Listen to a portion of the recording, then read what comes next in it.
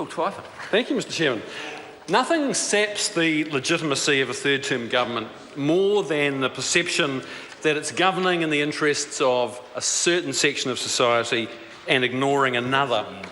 And regional New Zealand over the last few years has formed a very strong view that this government governs in the interests of Auckland and the big urban centres and neglects the rest. And it's not just the centralisation of services and infrastructure.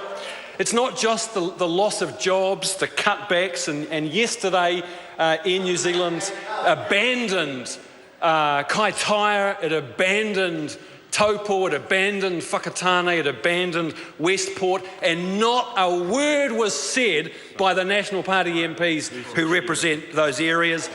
The Minister hides behind the fact that it's supposedly a commercial decision of Air New Zealand, but doesn't have a thing to say about how those cutbacks will affect the economies in parts of regional New Zealand.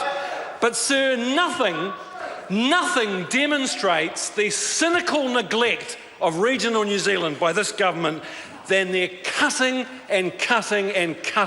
of spending on local roads.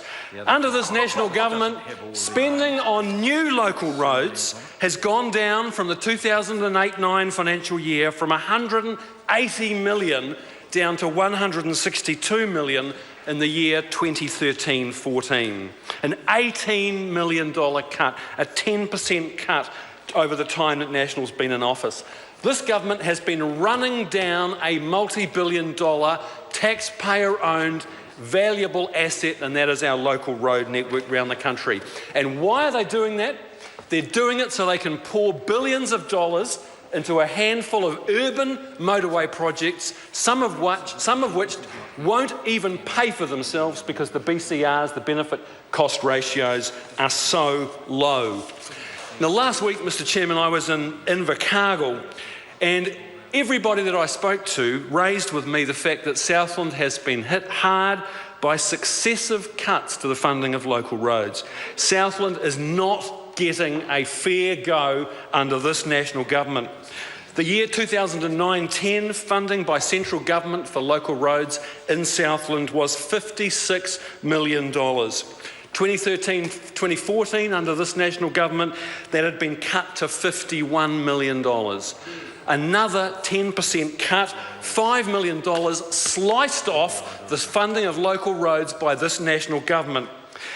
The effect of that on the ratepayers is that they're taking a hit. In Invercargill, that means an $810,000 cut by central government to local roads every year. Southland District Council, $750,000 every year cut from the spending on local roads. Gore's taken a hit, Clutha's taken a hit.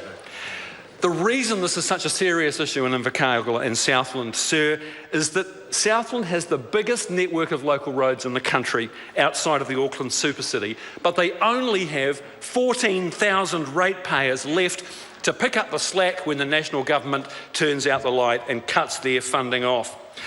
What's the result? The result is that local roads in Southland are falling into disrepair. Dairy tankers on some of the roads in Southland, there's 100 a day of them. And the Minister and the Chair will know that for every dairy tanker, that's the equivalent of 1,000 regular vehicle movements. So these roads in Southland, funded by the poor old Southland ratepayer, are copping up the equivalent of 100,000 regular vehicle movements every day. And sir, I want to acknowledge the passing recently of Frana Cardno, the wonderful former Mayor of Southland, who is a staunch advocate for her region and an outspoken critic of this national government's cynical neglect of regional New Zealand and the cutting of road funding. Let's contrast Southland to the other end of the country, Northland, an area that the Minister and the Chair knows a little bit about from his recent experience. Let's call him the maestro of National's humiliating by-election loss in Northland.